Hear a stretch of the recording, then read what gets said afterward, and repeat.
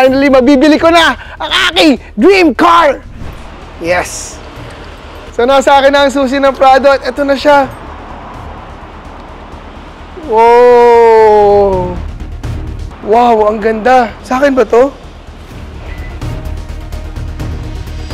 Ngayong araw na to ay special na vlog to para sa akin dahil finally ay mabibili ko na ang isa sa aking pinapangarap na kotse. Ngayon guys, if you're familiar, 4 years ago, noong 2021, ay first time ko makabili ng aking dream car which is yung si White Fang or yung 86 ko. 4 na taon na to guys. Nung una ay sobrang excited ako kasi dahil sa inyo, dahil sa suporta nyo ay nakabili ako ng ganitong kotse at ever since ay sobrang naalagaan ko siya. Ginagamit ko siya sa mga special occasions at makikita nyo ay masaya pa rin siya sa akin. Wow, masaya pa rin siya sa akin. Ayan, maayos pa rin siya at syempre favorite color ko pag sa kotse yung white. Maayos pa rin yung andar niya at wala pa rin siya masyado nagiging problema. Pero ngayon guys ay oras na para palitan rin ang aking SUV. Which is hindi naman talaga sa akin. Itong SUV na to ay kay Mami. For 7 years ay matagal ko na siyang ginagamit at sobrang dami na ng mileage niya. And ngayon, oras na to para ibalik ko kay Mami. Dahil hinihiram ko lang siya all this time. At papalitan natin siya ng bagong SUV na finally mabibili ko na ang aking dream car na Toyota Prado.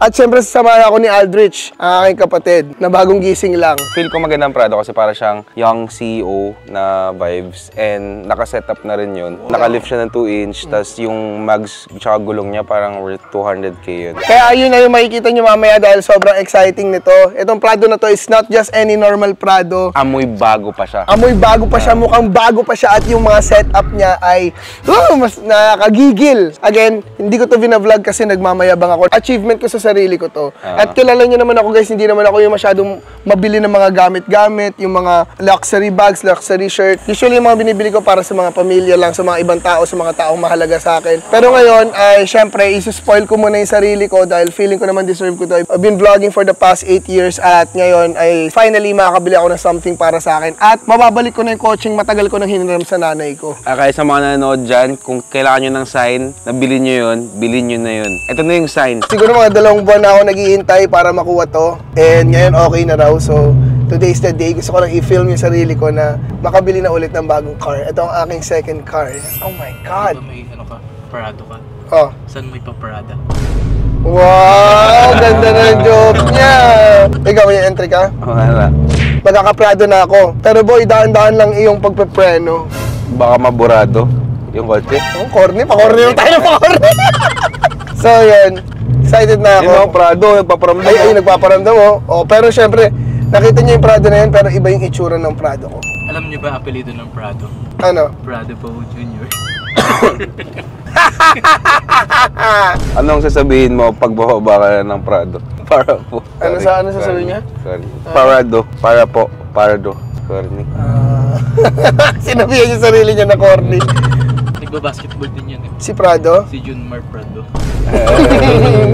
So guys, nandito na kami sa Automax sa may QC lang to kung saan makakuha ko na yung car ko. Excited na ako dahil like I said, 2 buwan ko na siya inaabangan. And family friend namin may-ari nito. Madami na silang binibentang iba't ibang klaseng kotse, mga standard to luxury cars, kompleto sila. At dito ko namataan yung kakaibang Prado na pinapangarap ko. So, kunin na natin. So nasa akin na ang susi ng Prado at ito na siya. Wow! It is a brand new 2017. Brand new to 2017. Bagong ayos na lahat, 2017 na Prado. Wow, ang ganda. Sa akin ba to?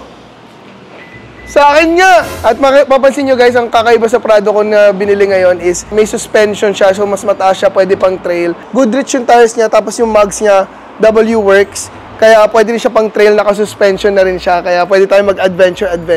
And thank you Lord, may bago na tayong Prado. At dito magiging posible kundi dahil sa inyo lahat sa suporta nyo sa akin. All throughout, I can never do this with the help of you guys sa pag-nonood nyo at pag-share nyo ng mga videos natin. For 8 years, finally nakakanood na rin ako ng second car ko. At syempre tuloy-tuloy lang yan. All the thanks to you and syempre kay Lord. So, uwi na natin. Boy! Alis na tayo, ba't parang bibili ka rin? Ayun, sir, sa mga parking na Yan po, naka-BFG din siya. Pag naka-BFG kasi talaga, yan talaga yung Wait lang po, kung bibili pa si Andres guys. Wait lang, uwi na tayo.